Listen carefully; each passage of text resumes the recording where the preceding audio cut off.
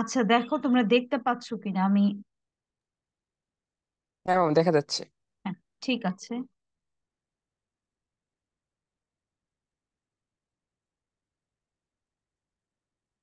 গতকালকের ক্লাসে তোমাদের এলিমেন্টস এর পরে গ্যাপটা স্টার্ট করেছিলাম, ওখানে শুধুমাত্র একটা প্রিন্সিপাল মনে হয় আমি তোমাদের ক্লাসে আর কি দেখিয়েছিলাম। যাই হোক, আজকে আবার ওখান থেকে স্টার্ট হবে। Sorry, assumption. অ্যাজাম্পশন গুলো শুরু করেছিলাম আর কি, শেষ হয়নি। তো জাস্ট এলিমেন্টস এর পরপরই বলেছিলাম যে এই টপিকটা আর কি আছে পেজ নাম্বার 52 তে। এখানে খেয়াল করে দেখো, গ্যাপের আন্ডারে তোমাদের ওই যে আমি একটা এরকম একটা পিকচার দিয়ে মানে বলেছিলাম যে শুধুমাত্র অ্যাজাম্পশন এবং প্রিন্সিপালটাই আমরা দেখব। আর কনস্ট্রেন্ট আসলে আমিও ক্লাসে তোমাদের পড়াবো না, এটা তোমাদের দেখবার দরকার নেই। তো আমরা তাহলে অ্যাজাম্পশন গুলো দেখি। এই অ্যাজাম্পশনের আন্ডারে, অ্যাজাম্পশনটা হচ্ছে যে ফিনান্সিয়াল স্টেটমেন্টস গুলো প্রিপেয়ার করবার সময় আসলে আমাকে কয়েকটা জিনিস বা কয়েকটা বিষয় বা কয়েকটা কনসেপ্ট আসলে ফিক্সড করে নিতে হবে, এবং ওইটার উপর বেস করেই আসলে আমার যে ইকোনমিক ইনফরমেশন গুলোর প্রেজেন্টেশন আমাকে সেভাবেই করতে হবে। তো এই চারটা অ্যাজাম্পশনের ভেতর প্রথম যে অ্যাজাম্পশনটা গতকালকে ক্লাসে বলেছিলাম যে ইকোনমিক এন্টিটি বা বিজনেস এন্টিটি অ্যাজাম্পশন। তো খুব সহজ ভাষায় বলতে গেলে এই বিজনেস এন্টিটি অ্যাজাম্পশন বা ব্যবসায় প্রতিষ্ঠান ধারণাটা হচ্ছে ব্যবসায়ের মালিক এবং ব্যবসা প্রতিষ্ঠান দুটো আলাদা সত্তা। ঠিক আছে, আলাদা সত্তাটা কিভাবে এটা আমি এক্সাম্পলে বলবো। আরেকটা হচ্ছে যে কোনো ওনারের যদি মানে মোর দ্যান ওয়ান বিজনেস কারো থাকে, একজন ওনারের একের অধিক ব্যবসা প্রতিষ্ঠান বা প্রতিষ্ঠান যদি থাকে, সেক্ষেত্রে প্রত্যেকটি প্রতিষ্ঠানের জন্য বা অর্গানাইজেশনের জন্য ডিফারেন্ট অ্যাকাউন্টিং রেকর্ড মেনটেন করতে হবে।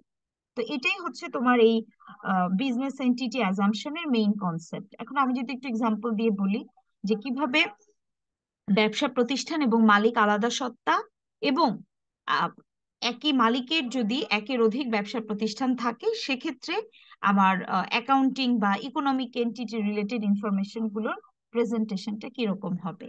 তো প্রথমটার এক্সাম্পলটা দেখো, এতে বলা আছে, এখানে বলা হচ্ছে যে মালিক এবং অর্গানাইজেশন দুইটা ডিফারেন্ট এন্টিটি থাকার জন্যই কিন্তু যখন ওনার কোনো ধরনের কোনো ইনভেস্টমেন্ট করে অথবা উইথড্র করে, আমি যদি দুইটা দিকে একসাথে চিন্তা করি, যে ইনভেস্টমেন্ট হলে মালিকানা সত্ত্ব বেড়ে যায়। এটা গতকালকে ক্লাসেও তোমাদের ওই ইকুইটি স্টেটমেন্ট পড়াবার সময় বলেছিলাম। আর আরেকটা ব্যাপার হচ্ছে যে উইথড্র বা ড্রয়িংস যদি হয়, তাহলে কিন্তু মালিকানা সত্ত্বটা কমে যাবে। এখন ব্যাপার হচ্ছে যে আসলে এই এন্টিটি অ্যাজাম্পশনটার ধারণাটা যদি না থাকতো, তাহলে কিন্তু আসলে আম, মালিক ব্যবসা প্রতিষ্ঠানে বিনিয়োগ করবে, সেখান থেকে উত্তোলন করবে, এটা আসলে ওইভাবে হিসাব রাখার কি দরকার, তাই না? তো না, এটা আলাদা করে মেনটেন করতে হবে according to support this assumption. That means economic entity or business entity assumption, এটা। আর দুই নাম্বার যেটা, ওইটা হচ্ছে যে এখানে তোমার যে এক্সাম্পলটা আছে, যদি তো তোমরা স্লাইড থেকে দেখো যে দুইটা ডিফারেন্ট বিজনেস অর্গানাইজেশন বাট ওনার এক। কোনো একটা ইয়ারে দেখা গেল যে একটা প্রতিষ্ঠানের প্রফিট হয়েছে আর একটা লস হয়েছে। তো এটাকে ওই ডিফারেন্ট ভ্যালু দিয়ে ডিফারেন্ট ভাবেই আসলে শো করতে হবে। দুইটা প্রতিষ্ঠানের হিসাবকে কখনোই আহ একত্রিত করে বা একসাথে করে দেখানো যাবে না। তো এটা হচ্ছে তোমার এই ইকোনমিক এন্টিটি অ্যাজাম্পশনের মেইন কনসেপ্ট। ঠিক আছে, আরো কোনো কোয়েশ্চেন থাকলে বলো।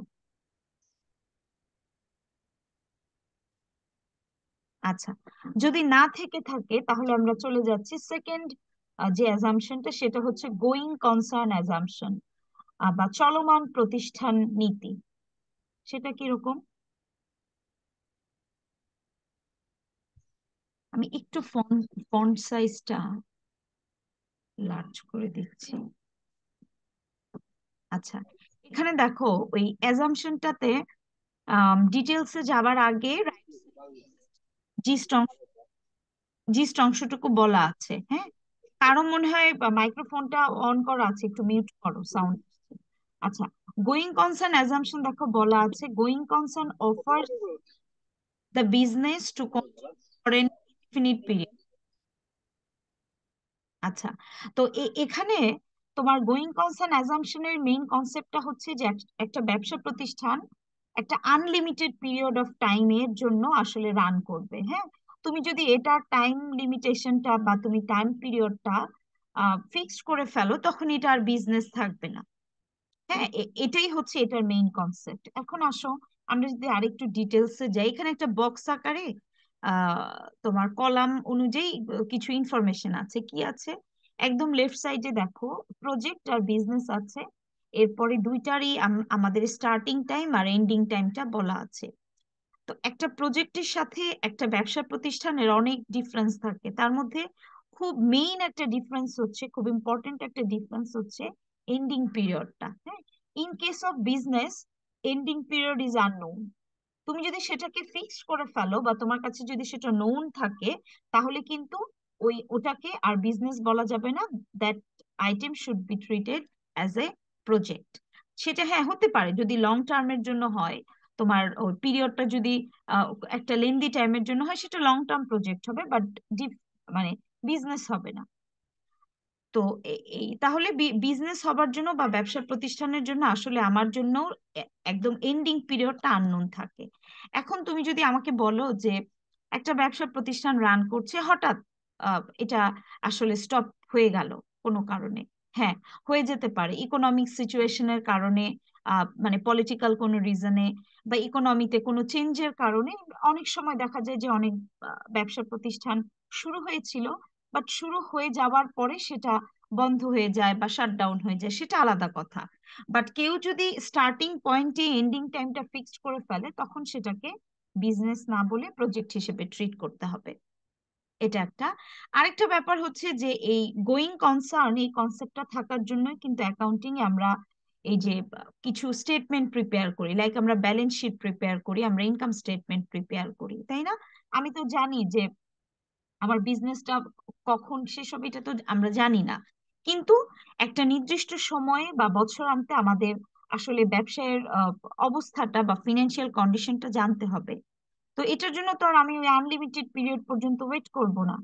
সেজন্যই 6 মাস বা 1 বছর পর পর বা 3 মাস পর পর আমরা ইনকাম স্টেটমেন্ট প্রিপেয়ার করব, আমরা ব্যালেন্স শিট প্রিপেয়ার করব, ইকুইটি স্টেটমেন্ট, ক্যাশ ফ্লো, এগুলো প্রিপেয়ার করব to support this going concern assumption. ঠিক আছে?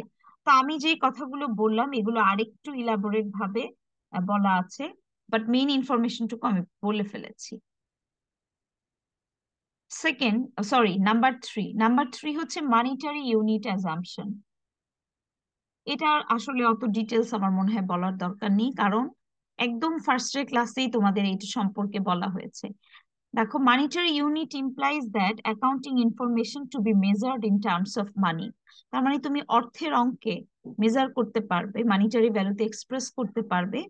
আম, ওই ধরনের ইনফরমেশন গুলোই আসলে আমার অ্যাকাউন্টিং এর জন্য ইম্পর্টেন্ট বা রিলেটেড।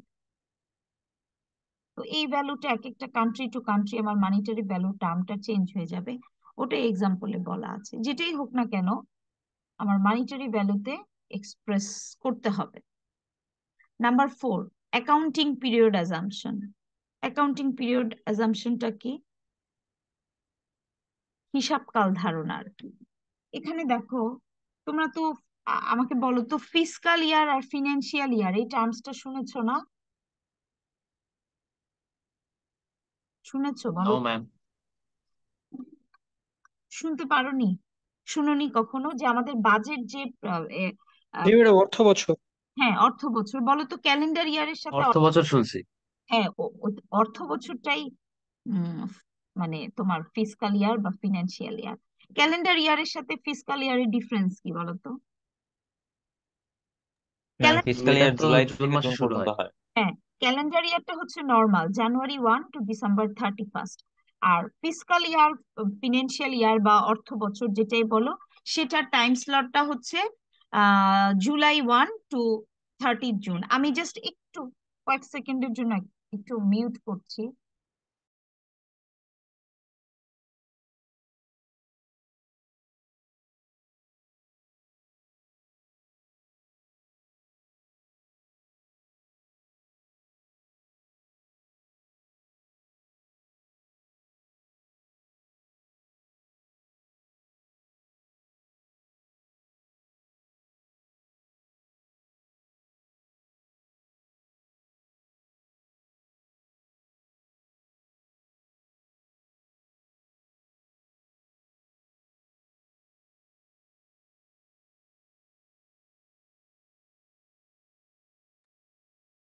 হ্যাঁ, যেটা বলছিলাম যে ফিনান্সিয়াল ইয়ার বা ফিসকাল ইয়ারে তোমার টাইম স্লটটা হচ্ছে জুলাই 1 থেকে শুরু করে জুন 30 পর্যন্ত। এখন এই ব্যবসা প্রতিষ্ঠানগুলো তাদের যে স্টেটমেন্ট গুলো এটা এই নর্মালি এই স্লটেই প্রেজেন্ট করা হয়।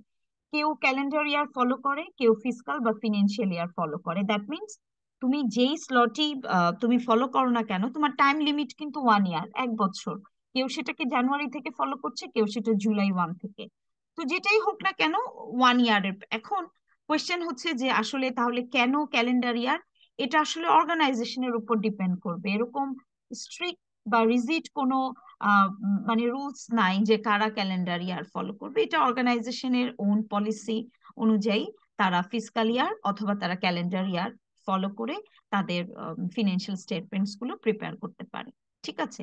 আর থার্ড ওয়ানটা আসলে এটি ইন্টারন্যাশনালি একসেপ্টেড কোনো মানে ওয়ে না, তো এটা শুধুমাত্র আমাদের দেশে। তো এই জন্য আমরা এই দুটার উপরই ফোকাস রাখবো।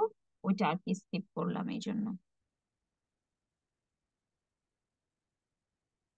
আচ্ছা, তাহলে তো চারটা দেখো অলরেডি আমি বলে ফেললাম। চারটা প্রিন্সিপাল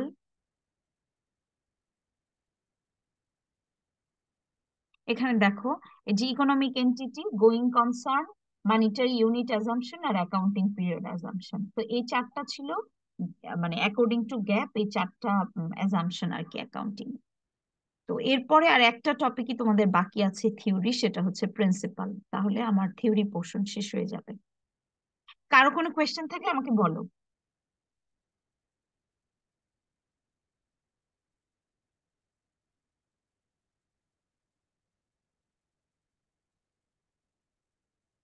আচ্ছা, কোনো কোয়েশ্চেন না থাকলে আমরা অ্যাজাম্পশনের পরপরই দেখো সেকেন্ড যে স্টেপটা ছিল প্রিন্সিপাল।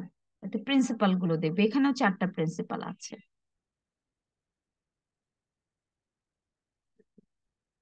প্রিন্সিপাল, আচ্ছা, প্রিন্সিপালের একদম ফার্স্টেই দেখো আছে historical cost principle. Historical cost প্রিন্সিপালটা কি, বা ক্রয় মূল্য নীতিও বলা হয়।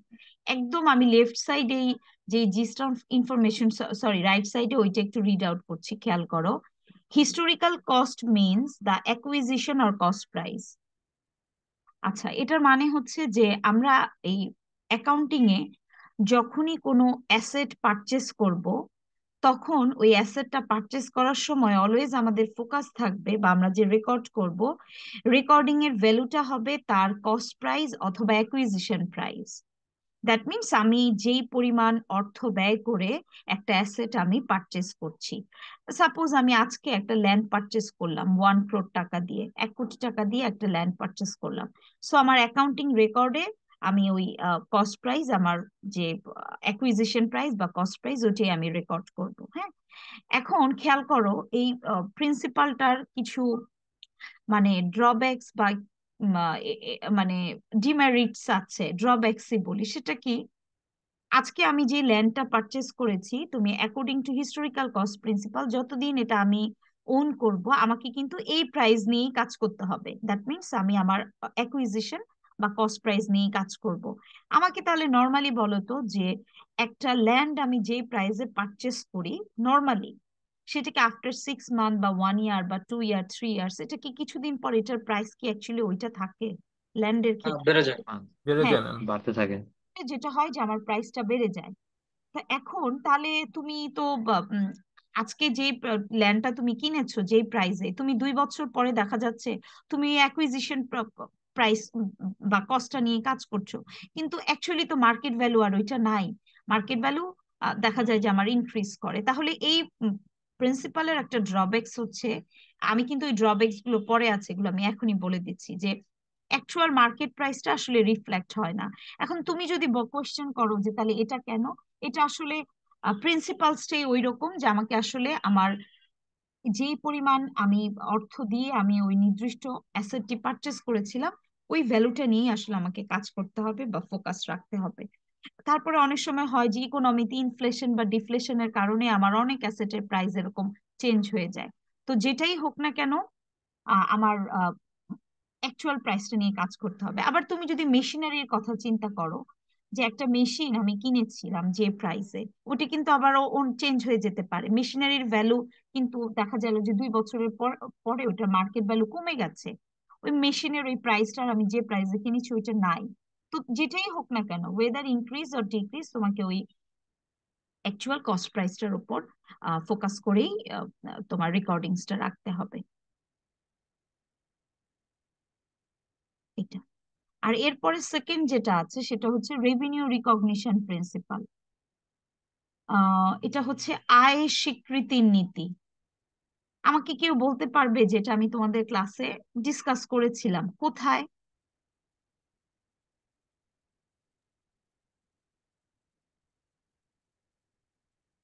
দেখা যাক তোমরা কেউ বলতে পারো কিনা। এটা আমি ডিসকাস করেছি কোথায়, কোন পোর্শন পড়াবার সময় ডিসকাস করেছি বলো তো? রেভিনিউ এক্সপেন্স পড়ানোর সময় কি? রেভিউ না এক্সপেন্স? হ্যাঁ, রেভিনিউ এক্সপেন্স পড়াবার সময়। তাহলে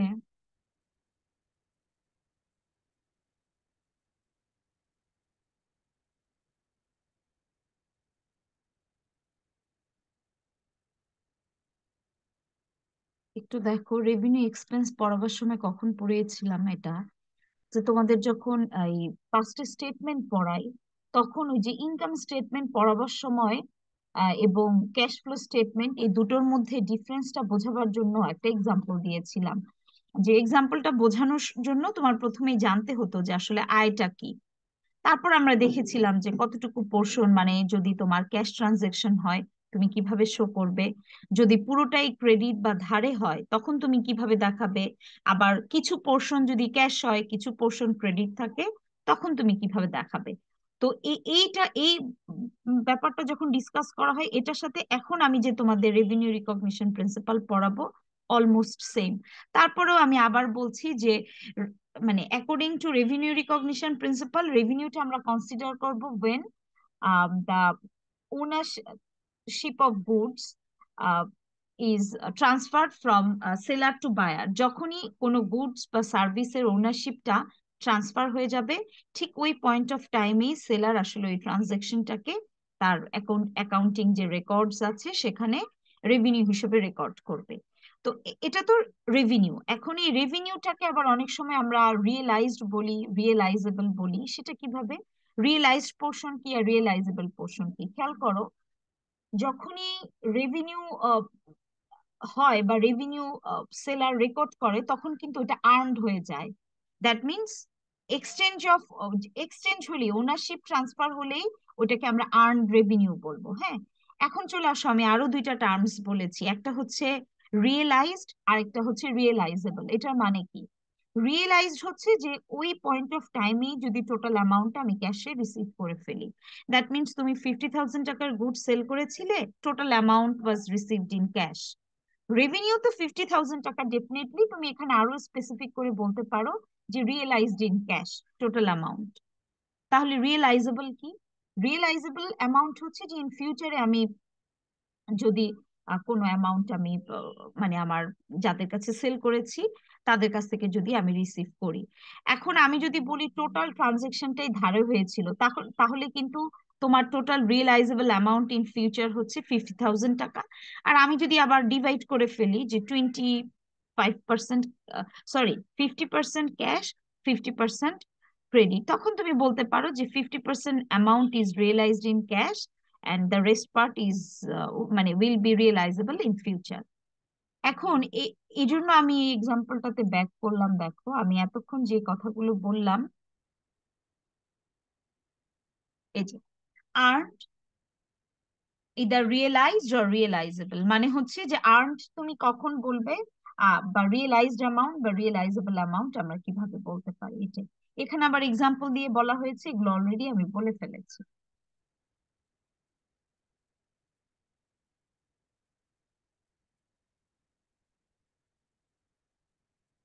এখন third one, matching principal.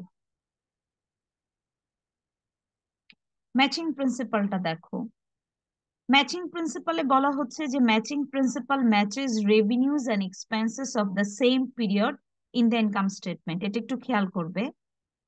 According to matching principal তোমার একটা নির্দিষ্ট সময়ের রেভিনিউকে, মানে এটার মিনিংটা হচ্ছে, আমি যদি খুব ইজি ভাবে বলি, যে একটা নির্দিষ্ট সময়ের রেভিনিউর এগেইনস্টে আমার এক্সপেন্স গুলোকে দেখাতে হবে, এটাই। যে পিরিয়ডের রেভিনিউ সেই পিরিয়ডের এক্সপেন্স, খেয়াল করো। তাহলে কিভাবে তুমি একটা নির্দিষ্ট সময়ের রেভিনিউকে তার এক্সপেন্সের এগেইনস্টে তুমি শো করবে? আমি যদি আমার প্রিভিয়াস এক্সাম্পলটাতে ব্যাক করি,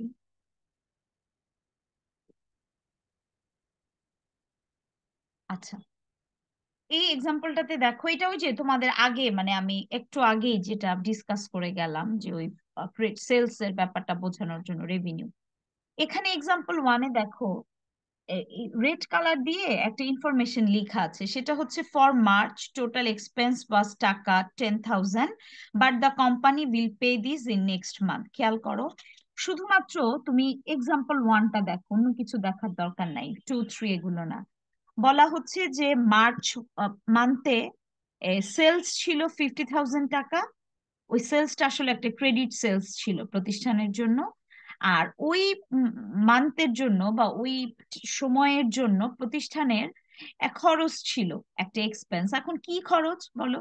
আমি ধরে নিচ্ছি যে আমার যে একজন এমপ্লয়ি আছে, তার বেতন বাবদ এই মানে প্রতিষ্ঠান তাকে 10,000 টাকা মান্থলি পেমেন্ট করে। কিন্তু কোনো কারণে মার্চ মাসে তারা স্যালারিটা তাকে পেমেন্ট করতে পারলো না, এবং বলা হলো যে এই পেমেন্টটা আসলে নেক্সট মান্থে করা হবে, এপ্রিলে গিয়ে। এখন আমাকে বলো তো, যে আমি যদি মার্চ মাসের জন্য একটা ইনকাম স্টেটমেন্ট প্রিপেয়ার করি, তাহলে আমি রেভিনিউ কত দেখাবো আর আমি এক্সপেন্স হিসেবে কত চার্জ করব, বলো তো?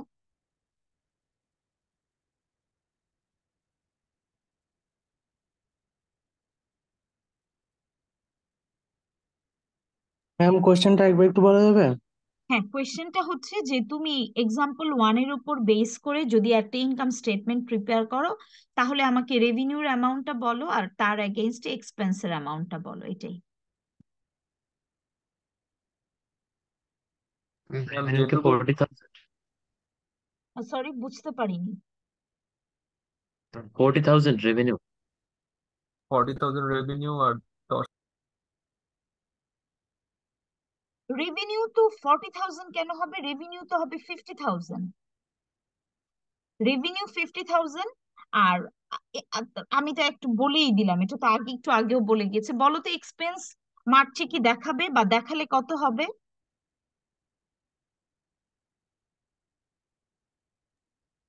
স্যার, আচ্ছা, আমি জিরো হবে না এক্সপেন্স আমি মার্চ মাসে? আচ্ছা, ঠিক আছে, আমি বলছি, আনসারটা আমি বলছি, খেয়াল করে শোনো।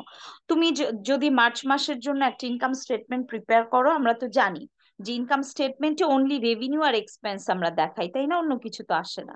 তো এখানে আমি রেভিনিউ হিসেবে শো করব 50,000 টাকা। কেন? কারণ গুডস এর ওনারশিপ ট্রান্সফার হয়েছে 50,000 টাকা। সো এটা ক্যাশ না ক্রেডিট, এটা কিন্তু রেভিনিউ হিসেবে রেকর্ড করবার জন্য আমাদের কোনো কনসার্ন না। আমাদের কনসার্ন হচ্ছে গুডস এর ওনারশিপ কি ওয়েদার ট্রান্সফার্ড অর নট। যেহেতু ট্রান্সফার হয়েছে 50,000 টাকা। এখন চলে আসি, তাহলে এক্সপেন্স আমি কত দেখাবো, বা মার্চে কি দেখাবো কিনা? মার্চের জন্য এক্সপেন্স অ্যামাউন্ট উইল বি টাকা 10,000। এখন যদি তুমি আমাকে বলো যে 10,000 টাকা তো ক্যাশে পেমেন্ট করা হয় নাই, এটা বলা হয়েছে যে নেক্সট মান্থে। তো এক্সপেন্স হওয়ার জন্য বা রেভিনিউ হওয়ার জন্য কোনো কিছুই ক্যাশের সাথে রিলেটেড না। রিলেটেড হচ্ছে only to prepare cash flow statement. Employee কাজ করেছে, কিন্তু যে যে কারণে আমি তাকে 10,000 টাকা আমার দেয়া উচিত ছিল, সেটা হচ্ছে for the month of March. মার্চের রেভিনিউ জেনারেট করার জন্য তার কন্ট্রিবিউশনটা অ্যাকচুয়ালি মার্চ মাসের ছিল। সো এক্সপেন্স হিসেবে আমি 10,000 টাকা মার্চ মাসের ইনকাম স্টেটমেন্টে দেখাবো। এখন আমি যদি মার্চ মাসের জন্য ইনকাম স্টেটমেন্ট থেকে একটা রেজাল্ট আমি ফাইন্ড আউট করতে চাই, তাহলে দুটার মধ্যে কম্পেয়ার করে নিট প্রফিট উইল বি টাকা 40,000। আচ্ছা, এখন যদি বলো যে 10,000 টাকা যখন নেক্সট মান্থে তাকে পেমেন্ট করা হবে in form of cash, that means এমপ্লয়িকে, তখন আমাকে বলো তো এপ্রিলে গিয়ে এটার ইম্প্যাক্টটা কোথায় হবে? ইনকাম স্টেটমেন্টে হবে না, কারণ তুমি তো একবার মার্চের ইনকাম স্টেটমেন্টে ওটা শো করেছো অ্যাজ এক্সপেন্স। তো নেক্সটে গিয়ে আর ইনকাম স্টেটমেন্টে আসবে না, সেটা কোথায় আসবে? Cash flow. ক্যাশ ফ্লো স্টেটমেন্টে তুমি আউটফ্লোতে বা মাইনাস করে তুমি 10,000 টাকা দেখাবে। এটাই মানে অ্যাকর্ডিং টু ম্যাচিং প্রিন্সিপাল তোমার নির্দিষ্ট সময়ের রেভিনিউ এবং এক্সপেন্সটা মানে এটা একই পিরিয়ডের হতে হবে। তুমি এটাকে কিন্তু এপ্রিলে গিয়ে খরচ বলতে পারবে না, কারণ এই খরচটা তো তোমার অ্যাকচুয়ালি মার্চে, এপ্রিলে না। হ্যাঁ, ক্যাশ পেমেন্ট করতে পারো, বাট তোমার তো খরচ তো হচ্ছে মার্চ মাসের জন্য। ঠিক আছে, এটাই বলা হয়েছে এখানে। আচ্ছা, তাহলে আমি নেক্সটে চলে যাই।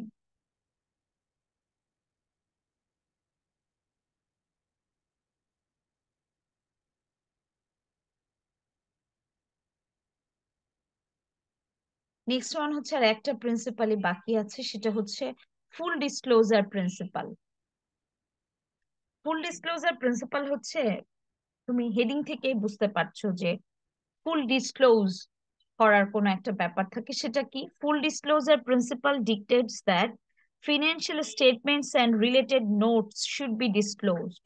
আচ্ছা, তোমাদের মনে আছে তো ফিনান্সিয়াল স্টেটমেন্টস এর 5টা স্টেটমেন্টের মধ্যে একটা ছিল নোটস, বলেছিলাম একদম লাস্ট ওয়ান, যেখানে আসলে তোমার যদি কোনো ইনফরমেশনকে আরেকটু ক্লিয়ার করার বা ক্ল্যারিফাই করার দরকার হয়, অ্যাডিশনাল কোনো অ্যাটাচমেন্ট দরকার হয়, সেগুলো তুমি অ্যাকচুয়ালি অ্যাটাচ করে দাও। তো এই according to full disclosure principal হচ্ছে যে রিলেটেড পার্টি অর ইউজার যারাই আছেন, আমার ইউজার গ্রুপ বা ইনফরমেশন ইউজার গ্রুপ যারা, তাদেরকে অ্যাকচুয়ালি আমার প্রতিষ্ঠান সম্পর্কিত সব ধরনের তথ্য যেটা তাদেরকে সিদ্ধান্ত নিতে হেল্প করবে, ওই ধরনের ইনফরমেশন গুলো আসলে ডিসক্লোজ করে দিতে হবে, হাইড করা যাবে না। তো কোন ধরনের ইনফরমেশন বা কি ধরনের ইনফরমেশন গুলো তাহলে আমরা ডিসক্লোজ করতে পারি, এখানে একটা এক্সাম্পল আছে লাস্টে গিয়ে। এই যে বক্স আছে, দেখো মনে হয় দেখতে পাচ্ছি স্ক্রিনে, বক্সে এক্সাম্পল 1 আর 2 বলা আছে। তো এক্সাম্পল 1টাই আমি একটু বলি। 1-এ বলা আছে যে প্রতিষ্ঠানের, সাপোজ তুমি একটা প্রতিষ্ঠানের ওনার বা কয়েকজন ওনার, তো সেই প্রতিষ্ঠানের একটা ল্যান্ড আছে। তো ওই ল্যান্ডটার একটা কস্ট প্রাইস হচ্ছে 5 মিলিয়ন টাকা ফর এক্সাম্পল। তো এখন প্রতিষ্ঠানটার ওইটা ডেফিনেটলি একটা ফিক্সড আছে। তোমার প্রতিষ্ঠানের যদি একটা জমি থাকে, একটা ল্যান্ড অ্যাকোয়ার করা থাকে, ওটা তো আমার প্রতিষ্ঠানের জন্য একটা অ্যাসেট। কোনো একটা সময় তুমি দেখছো যে তোমার বিজনেসটা অপারেট করার জন্য এনাফ ক্যাশ নাই, মানে তোমার ক্যাশ ক্রাইসিস চলছে, লিকুইডিটি ক্রাইসিস, ক্যাশ টাকা নেই। তো প্রতিষ্ঠান চিন্তা করলো যে আমি যদি এই ফিক্সড অ্যাসেটটা বা আমার ল্যান্ডটা যদি একটা ব্যাংকের কাছে মর্গেজ রেখে কিছু ক্যাশ কালেকশন করতে পারি, তো ব্যাংক সেভাবেই একটা ব্যাংকের কাছে ওই ল্যান্ডটা মর্গেজ রেখে কিছু টাকা লোন হিসেবে নিয়েছে। তো এটা কিন্তু একটা অর্গানাইজেশনের খুবই ইন্টারনাল একটা ইনফরমেশন। এটা কিন্তু উইদাউট মানে ওনার ছাড়া এটা আসলে বাইরের এক্সটার্নাল পার্টির জানবার কথা না। এই ধরনের যদি কোনো ডিসিশন নেওয়া হয়, it should be disclosed in the financial statements. তোমার নোটসে ইনফরমেশনটা থাকতে হবে যেরকম একটা ফিক্সড অ্যাসেট এক্স ব্যাংকের কাছে মর্গেজ রেখে ক্যাশ টাকা লোন নেওয়া হয়েছে। এটা শেয়ার হোল্ডারদের জন্য কিন্তু খুব ইম্পর্টেন্ট, কারণ আমি যে প্রতিষ্ঠানে শেয়ার বিনিয়োগ করব, সেটার ফিনান্সিয়াল কন্ডিশন কিরকম এটা না জেনে আমি কিভাবে বিনিয়োগ করব। তো এই ধরনের ইনফরমেশন গুলো আসলে ডিসক্লোজ করতে হবে। এটা জেনে যদি কেউ শেয়ার পারচেস করে দেন ফাইন, কিন্তু এটা না জেনে বা ডিসক্লোজ যদি না করা হয়, তাহলে আসলে পরে ওই অডিটররা যখন অডিট করে এগুলো ফাইন্ড আউট করবে, তখন আবার তারা তাদের রিপোর্টে এগুলো বলে দেয় যে তারা তাদের ওই মানে ফিনান্সিয়াল স্টেটমেন্টস এর যে রুলস এন্ড রেগুলেশন আছে সেগুলো তারা মেনটেন করে নাই, তারা হাইড করেছে ইনফরমেশন। এটাই। আর ম্যাম মর্টেজ মানে কি? মর্গেজ মানে হচ্ছে যে তোমার একটা ফিক্সড অ্যাসেট, তুমি একটা প্রতিষ্ঠান, মানে প্রতিষ্ঠান বলতে ব্যাংকের কাছেই তুমি রাখবে, হ্যাঁ। তো তোমার কন্ট্রাক্টটা এরকম থাকে যে তুমি যদি নির্দিষ্ট সময়ের ভেতরে ওই ওদেরকে টাকাটা পেমেন্ট করতে পারো দেন ফাইন, তোমাকে আবার সব লিগাল ডকুমেন্টস বা পেপারস গুলো রিটার্ন করবে। আর নির্দিষ্ট সময়ের ভেতরে যদি তুমি তাদের লোন অ্যামাউন্ট ব্যাক না করতে পারো, তোমাকে আরো হয়তো কিছু টাইম এক্সটেন্ড করা হবে। এবং ফাইনালি যদি তুমি একদম ওইটারই মানে ব্যাক করতে না পারো, তখন আসলে ওই প্রতিষ্ঠান ওই অ্যাসেট সেল করে তারা তাদের টাকা রিকভার করে ফেলবে। বুঝতে পেরেছো? এটা হচ্ছে মর্গেজের নিয়ম। Yes, আচ্ছা, আর কনস্ট্রেইনটা তো আমি আগেই বললাম যে ওটা আসলে তোমাদের দেখবার দরকার নেই। তো এই পর্যন্ত তোমাদের থিওরিটিক্যাল ডিসকাশন ছিল আর কি। আমি এই মানে পিডিএফটা থেকে কিন্তু সব টপিক পড়াইনি, যখন যেটা পড়িয়েছি ক্লাসে বা ডিসকাস করেছি তোমরাও সেটা ফলো করবে। আর আমি যেই টপিক গুলো স্কিপ করেছি ওগুলো তাহলে তোমাদের দেখবার দরকার নেই। এরপরে তোমাদের ম্যাথমেটিক্যাল পোর্শন আর কি শুরু হবে। ম্যাথ, কারো কোনো কোয়েশ্চেন থাকলে আমাকে বলো। ম্যাম, মর্গেজে যে ইন্টারেস্টটা আসে ওইটা কি ফাইনাল স্টেটমেন্টে অ্যাড হবে নাকি নোটস আকারেই থাকবে? মর্গেজের জন্য যে ইন্টারেস্টটা দেওয়া হবে সেটা তুমি ফিনান্সিয়াল স্টেটমেন্টসে, আমরা যখন ইনকাম স্টেটমেন্ট প্রিপেয়ার করি ওখানে তো সব এক্সপেন্স দেখাই। ওই এক্সপেন্স আসলে আমার এই মানে যে ইন্টারেস্ট এক্সপেন্সটা ব্যাংকের ওটা খরচ হিসেবে দেখাতে হবে। তো দেখাতে হবে, নোটসে দেখাবে না ওটা। তুমি নোটসে এগুলো বলে দিবে যে এই এত টাকার লোন নেওয়া হয়েছে বা এই ডিটেলস একটা কেন নেওয়া হলো, তাই না? চাইলেই তো আর আমি চট করে নিতে, একটা প্রতিষ্ঠান নিতে পারে না। তো লোন নেওয়ার জন্য কি ভ্যালিড রিজন কি ছিল আর কত টাকা সবকিছু, বাট ওই তোমার ইন্টারেস্টের যে ক্যালকুলেশনটা বা যে অ্যামাউন্টটা তোমার এক্সপেন্স সেটা তোমাকে ফিনান্সিয়াল স্টেটমেন্টস তোমাকে দেখাতে হবে। ওই যে তুমি খরচ হিসেবে ইন্টারেস্টটা দেখাবে, ইন্টারেস্ট এক্সপেন্স, এটাই। আচ্ছা, তাহলে পিডিএফটা আমি ক্লোজ করে দিচ্ছি কারণ এটা শেষ। এটা থেকে মোটামুটি সব টপিক যেগুলো আমার পড়াবার ছিল সেগুলো মানে কভার করা হয়েছে। এরপরে দেখো একটা পাওয়ার পয়েন্ট একটু তোমাদের সাথে শেয়ার করছি। এই স্লাইডে আর কি এগুলো অলরেডি আমি ডিসকাস করে ফেলেছি। দেখো গতকালকের ক্লাসেই তোমাদেরকে ডিসকাস করা হলো তোমাদের সাথে, এই যে ওনার সিকিউরিটির increase decrease event dual effect of each transaction, transaction analysis থেকে তোমাদের স্টার্ট হবে আর কি। কিভাবে আমরা একটা প্রতিষ্ঠানের কোনগুলো অ্যাকচুয়ালি ইকোনমিক ইভেন্ট বা ট্রানজাকশন হবে এগুলো আমরা একদম বেসিক্যালি ফাইন্ড আউট করব। হ্যাঁ, ম্যাথমেটিক্যাল পোর্শনটা নেক্সট ক্লাস থেকে শুরু হবে, কিন্তু কোন ধরনের ম্যাথ জানো একটু দেখো। আমি আগেই বলেছিলাম যে প্রত্যেকটা ক্লাস তার প্রিভিয়াস ক্লাসের সাথে টপিক গুলো রিলেটেড। আমি যখন তোমাদের সাথে এই ডিসকাশনটা করেছিলাম একদম বেসিক অ্যাকাউন্টিং এর ডেফিনেশনটা, তখন খেয়াল আছে কিনা গতকালকে ক্লাসেই বললাম যে উম,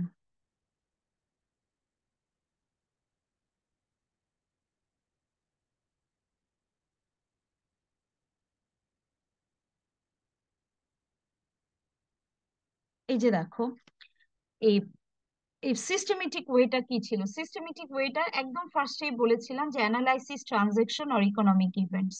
এই যে আমি তোমাদের বললাম না তোমাদের ম্যাথমেটিক্যাল পোর্শন শুরু হবে, এই যে এটা দিয়ে শুরু হচ্ছে। তারপর এটার পরে আমরা step by step journal result, মানে আমি আসলে যা যা লিখেছি প্রত্যেকটা নিয়ে তোমাদের ইন্ডিভিজুয়াল এক একটা চ্যাপ্টার। তাহলে আমরা প্রথমেই দেখব যে ওই অ্যানালাইসিস, আমরা প্রত্যেকটা ইকোনমিক ইভেন্ট যদি হয়ে থাকে যে ইভেন্ট গুলো সেগুলোকে আমরা কিভাবে অ্যানালাইসিস করতে পারি অ্যাকাউন্টিং ইকুয়েশনের থ্রুতে। তো এই এই টপিকটা ইনশাল্লাহ নেক্সট ক্লাস থেকে আর কি ম্যাথমেটিক্যাল পোর্শনটা স্টার্ট হবে। তো আজকে আহ তোমাদের ক্লাস এই পর্যন্তই, ঠিক আছে? ম্যাম, এই মর্গেজটা তো হলো আমি অ্যাসেটটা জমা, মানে আমাকে অ্যাসেটটা দিবে যদি আমি নির্দিষ্ট সময়ের মধ্যে টাকা পে করতে পারি, আর যদি টাকা পে করতে না পারি তাহলে তো ওই অ্যাসেটটাকে বিক্রি করে ব্যাংক যে টাকা পাবে সেটা, তো হ্যাঁ, সেটা কি আমার এই অ্যাকাউন্ট শিট বা ব্যালেন্স শিটে কি কোনো প্রভাব ফেলবে বা ইফেক্ট ফেলবে? হ্যাঁ, তখন তো আসলে ওইটার আবার অন্য ধরনের ট্রিটমেন্ট হবে যে আসলে তুমি তোমার লিকুইড মানে ক্যাশ পেমেন্ট করতে পারো নাই দেখেই তো নিশ্চয়ই ওই অ্যাসেটটা তোমার ব্যাংক নিয়ে গেছে, বা তোমার আসলে তোমার ওই এক্সিস্টিং অ্যাসেট থেকে তো আর এই অ্যাসেটটা নাই। তো তখন আবার ওইটার ট্রিটমেন্ট আলাদা।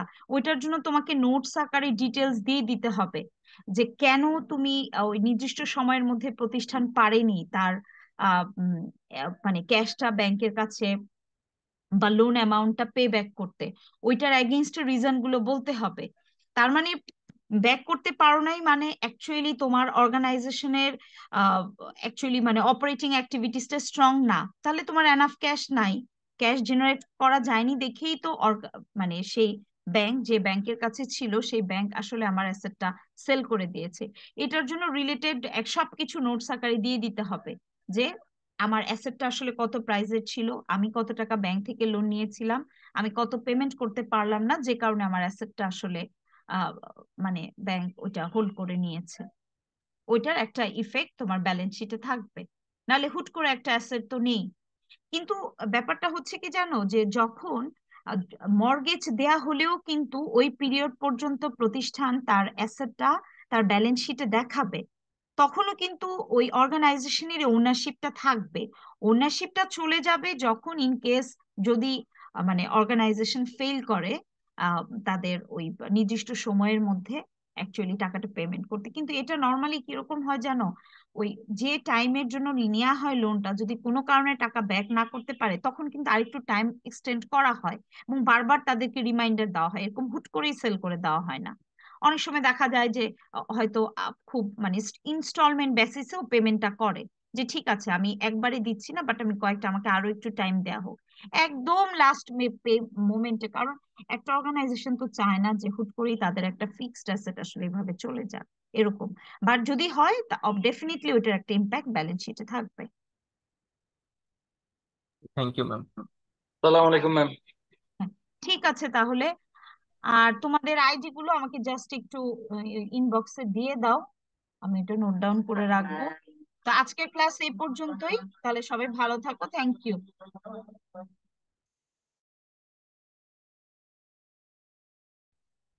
Thank you miss.